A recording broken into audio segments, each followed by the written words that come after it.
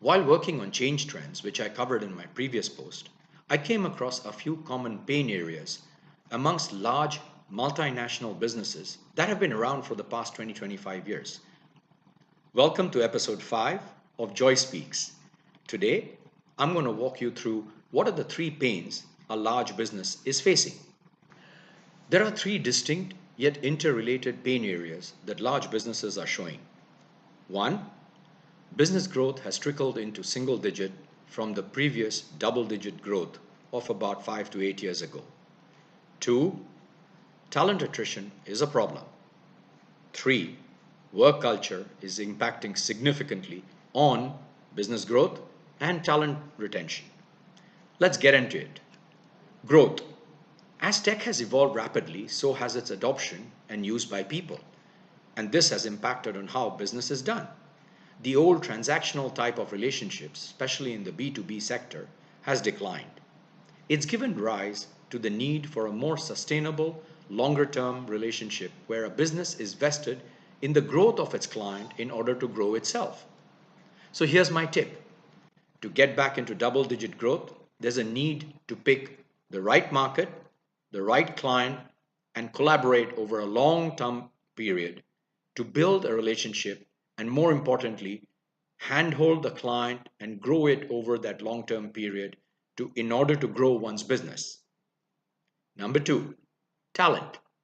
The fallout of laying off people and using that to make the P&L look good has had an adverse effect on employer brand reputation of businesses. Talent is very wary of entering these companies from the perspective of job security. Here's my tip. Get talent through the line involved in market strategy and in the respective location and create ownership of the activities. Accept failure as a learning and give recognition and appreciation. Number three, culture. Phew, this is the big daddy of all. Large organizations have mini cultures across their hierarchy based on function, designation, and location. This is simply a leftover of the management practices we've undertaken in the past.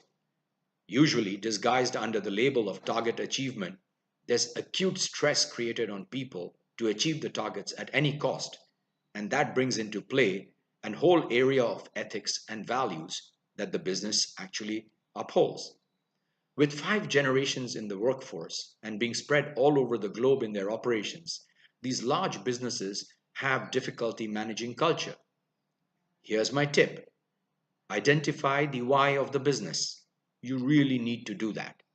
Correlate that with the values the brand stands for.